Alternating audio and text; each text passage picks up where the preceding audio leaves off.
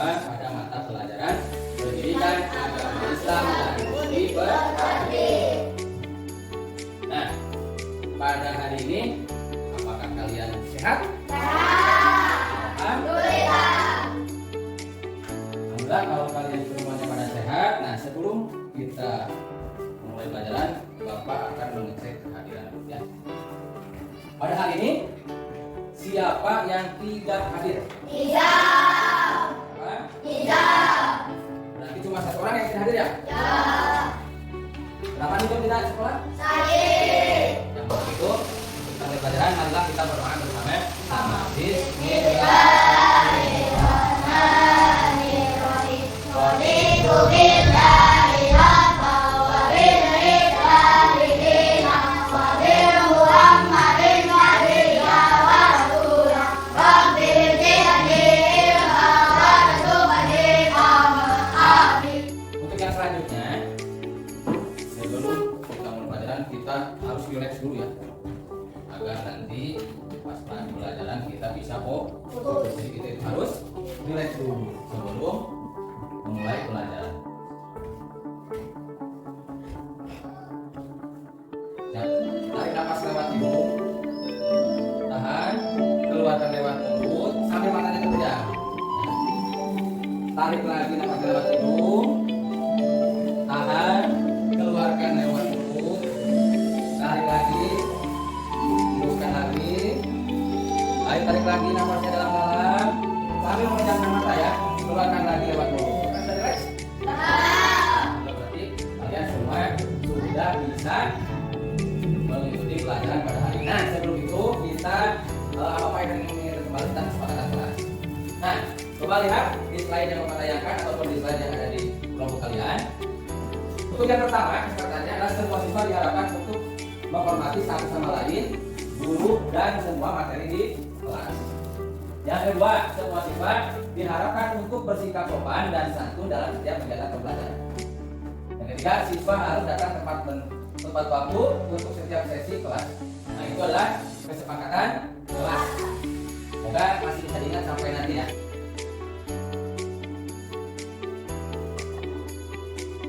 Nah, pada hari kemarin, minggu kemarin, kita sudah belajar tentang surat Al-Alaq. Dimana surat Al-Alaq itu ada berapa ayat? Ada 9.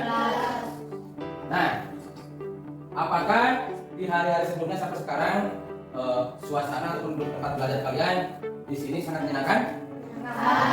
Alhamdulillah, kalian senang untuk belajar di sekolah. Nanti kalian sudah belajar materi. Silahkan buka dulu buku kalian. Siapkan buku untuk mencatat pertanyaan pemantik dari Bapak ya. Untuk mencatat pertanyaan pemantik. Tapi nanti jawabannya kita samakan pada waktu refleksi pembelajaran.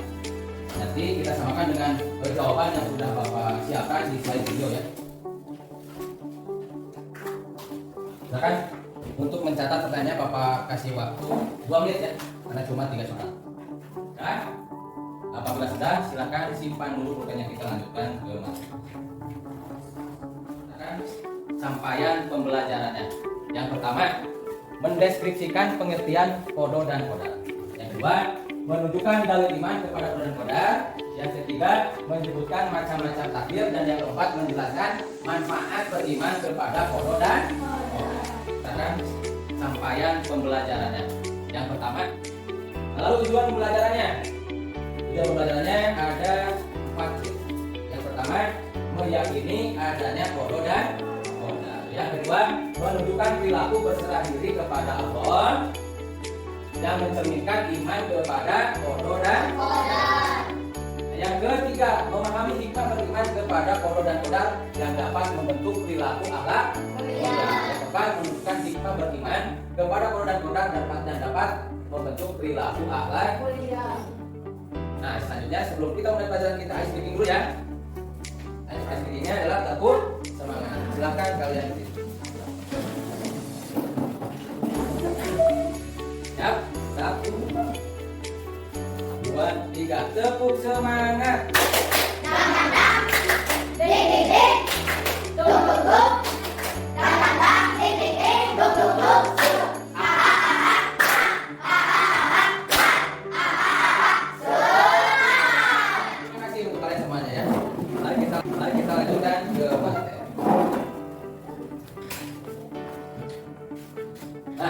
pertama adalah pada hari ini kita akan mempelajari materi iman kepada qada dan qadar.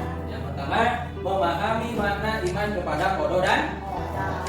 Qada dan qadar dalam ajaran Islam termasuk dalam rukun iman yang yang berapa?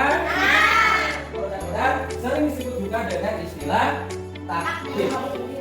Itu meyakini dan mempercayai sepenuh hati adanya ketentuan dan ketetapan Allah Subhanahu wa Ta'ala.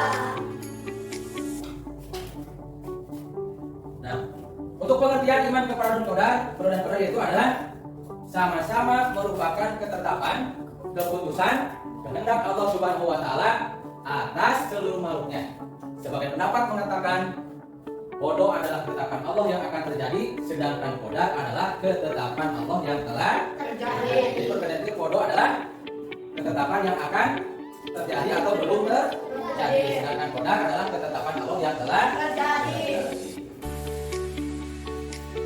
Nah, tentang qada dan qadar juga ada dalilnya. Yang pertama terdapat dalam surah Al-Qamar ayat 49 yang berbunyi A'udzubillahi minasyaitonir rajim. Bismillahirrahmanirrahim. Inna kulla shay'in khalaqnahu biqadarin. Artinya, sesungguhnya kami menciptakan segala sesuatu menurut ukuran. Yang kedua terdapat dalam surah Al-Ahzab ayat 38. A'udzubillahi minasyaitonir rajim. Bismillahirrahmanirrahim. Wa kana amrullahi qadaran maqdura. Artinya, dan adalah ketetapan Allah itu suatu ketetapan yang pasti berlaku. Lalu hubungan antara qada dan qadar. Qada dan qadar telah ditentukan dan berjalan sesuai dengan aturan yang telah digariskan dan di bawah kaidahnya pula. Dengan perkataan lain, segala yang terjadi di jagat raya ini adalah semuanya itu bukanlah suatu kebetulan seperti peredaran matahari, bintang, bulan, dan rotasi bumi. Itu adalah sudah ketentuan Allah Subhanahu wa Ta'ala. Dan apapun nanti misalnya kalian sekarang usianya sudah bertambah menjadi 12 tahun ya, itu semua sudah ditentukan oleh Allah, dan kalian sampai saat ini masih diberi umur panjang. Amin ya Allah ya Rabbal alamin. Dan juga kalian masih dalam keadaan sehat walafiat. Itu juga merupakan ketentuan dari Allah. Dan selanjutnya adalah macam-macam takdir. Takdir yang pertama adalah takdir mutlak. Takdir mutlak itu adalah ketentuan Allah yang berlaku atas setiap diri manusia tanpa dapat dihindari atau ditawar-tawarkan. Yang kedua adalah takdir mu'alaf. Takdir adalah ketentuan Allah yang mungkin masih bisa dirubah dengan cara berikhtiar atau berusaha kita untuk mengubahnya. Dan itu juga apabila Allah mengizinkan. Manfaat iman kepada qada dan qadar yang pertama adalah menyadarkan manusia untuk mengakui kekuasaan dan kebesaran Allah, sehingga timbul rasa penyerahan diri dengan tulus dan ikhlas. Lalu mendorong manusia untuk berusaha dengan sungguh-sungguh dalam mewujudkan cita-citanya. Yang ketiga, membentuk manusia yang memiliki akhlak mahmudah atau sifat terpuji. Yang keempat, menciptakan rasa syukur atas nikmat dan karunia Allah Subhanahu wa Ta'ala. Yang kelima, mengingatkan kepada manusia bahwa semua yang diperbuat di muka bumi pasti akan dimintai pertanggungjawaban. Yang keenam, manusia menjadi termotivasi untuk bekerja dan berusaha dengan benar menurut pandangan ajaran. Perilaku beriman kepada qada dan qadar. Yang pertama apa? Melatih diri untuk pandai mensyukuri nikmat Allah. Nah, apabila kalian besok hari itu masih dalam keadaan sehat, itu juga merupakan nikmatnya. Makanya kita harus mengucapkan alhamdulillah kita masih diberikan kesehatan, kita masih bisa tidur dengan nyenyak. Anak-anak yang di Palestina mah tidak bisa tidur dengan nyenyak karena setiap hari terjadi hujan bom. Hampir setiap hari hujan bom. Oleh siapa? Oleh bangsa atau Bani Israil. Yang kedua, mendidik diri untuk ikhlas menerima kenyataan hidup dengan hati sabar dan tabah. Nah, apabila kalian mendapatkan musibah, kalian harus tetap sabar dan tabah. Juga kita itu harus ikhlas. Apabila misalnya ya, kalian itu pas pulang, kita di sekolah itu kehilangan pulpen, kita itu harus ikhlas, tapi itu bukan milik kita. Yang ketiga, cukup tenang dalam hidup dan tidak mudah terpengaruh lingkungan. Apabila kalian bertemu dengan teman yang misalnya kurang disenangi, perilakunya atau perangannya, maka kita tidak boleh terpengaruh. Yang keempat, berusaha untuk dapat mengendalikan diri dan tidak bersikap sombong. Jadi kita itu harus apa? Harus rendah hati. Yang kelima, melatih diri untuk sabar dan tabah, sama dengan yang tadi nomor 2. Yang keenam, senantiasa berprasangka baik kepada Allah Subhanahu wa Ta'ala ketika kita mengalami kesulitan hidup. Jadi kita itu jangan berprasangka buruk kepada Allah. Misalnya, pada hari ini kita tidak bekerja aja, mungkin Allah tidak memberikan rezeki kepada kita. Kita jangan berprasangka buruk. Jadi kita itu harus senantiasa berprasangka baik.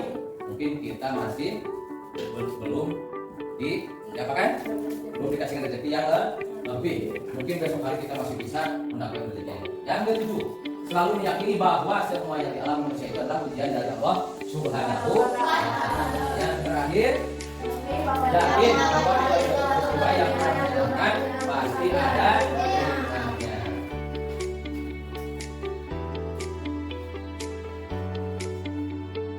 Nah, setelah ini kita ice breaking lagi ya. Sampai berdiri.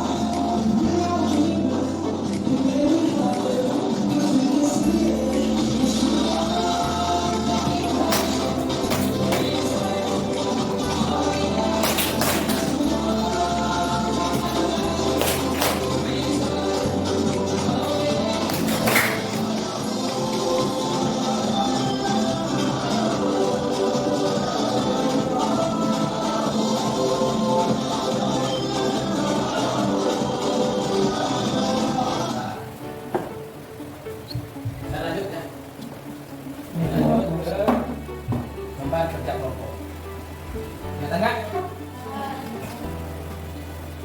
Nah, untuk ini adalah tempat kerja kelompoknya. Nanti Bapak akan bagikan kertas kerja kelompoknya untuk menulis ataupun menyalin ayat yang ada terdapat pada lembar kerja. Nanti pinggirnya dihias ya, dihias ataupun diberi bingkai, nanti diwarnai ya. Silakan Bapak beri waktu 15 menit untuk mengerjakan. Sudah selesai? Sudah selesai, silakan kalian tunjukkan hasil karya kalian di depan. Yang pertama, silakan kelompok 3 terlebih dahulu untuk memperlihatkan hasil karya kelompok kalian dalam membuat kaligrafi. Nah, coba perlihatkan kepada teman kalian semua.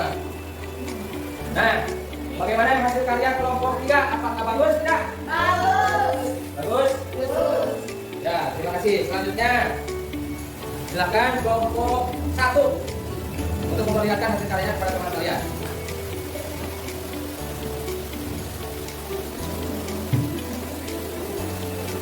Silakan perlihatkan. Bagaimana hasil karya kelompok 3? Menurut kalian bagus tidak? Bagus. Kan? Satu ya, silakan. Lanjut ke kelompok 2, silakan hasil. Silakan di depan biar kelihatan kelompoknya, ke depan. Terus maju. Silakan lihatkan kepada teman kalian. Bagaimana hasil karya kelompok 2? Bagus? Bagus. Bagus. Bagus. Yang paling bagus nanti ya, Bapak yang akan menilai. Siap? Beri tepuk tangan untuk kalian semua. Silakan duduk kembali. Kalian mengisi soal evaluasi. Mengisi soal evaluasi ya.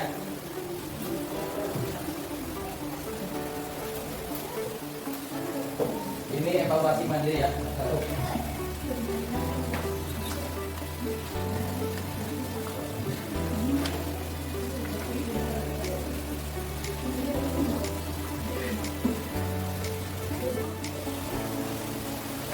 Nah, di sini ya, di lembar kerja kalian dan KPD kalian ada 5 pilihan ganda dan 1 esai ya, atau uraian. Silakan kalian isi. Biar KPD, Bapak kasih waktu selama 5 menit saja. Silakan. Untuk mengisinya bisa dimulai dari sekarang.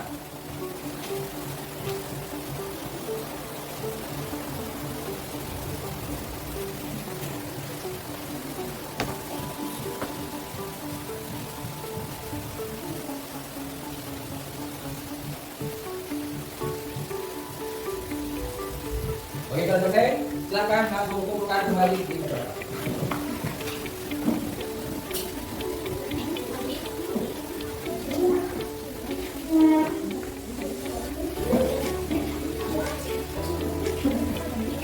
Nah, untuk yang selanjutnya, mari kita merefleksikan dengan menyamakan jawaban dari pertanyaan pematik pada sesi pertama ya. Tadi pada sini benar duluan ya. Mari kita samakan dengan jawaban kalian, apakah sama atau tidak? Tidak ya. Silakan buka lagi terus gitu ya. Apakah sama ataupun mirip ada kemiripannya? Bukan membawa bus dalam kehidupan semuanya.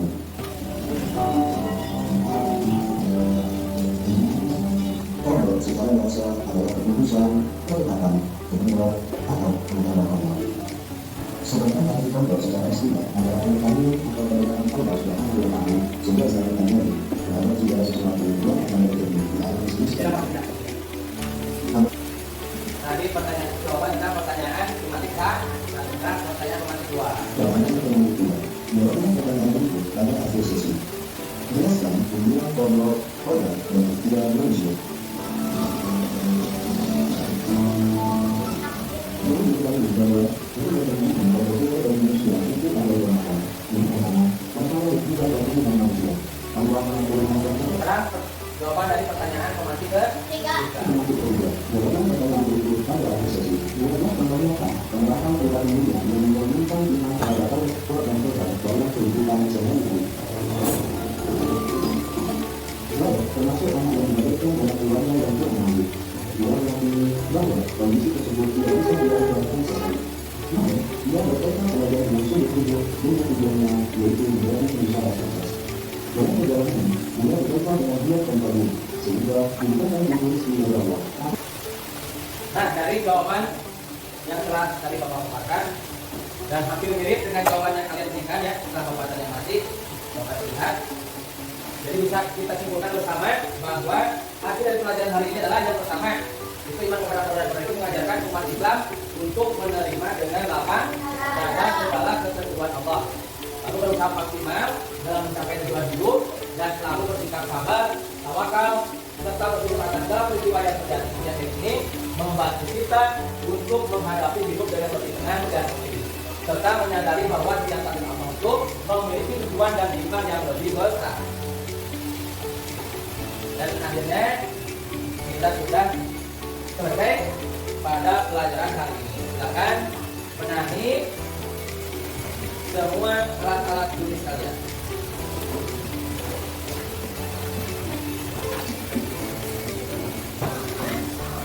Lalu kita berdoa bersama sebelum kita untuk kelompoknya tutup kembali ya. Matikan dulu. Perhatikan kelompoknya.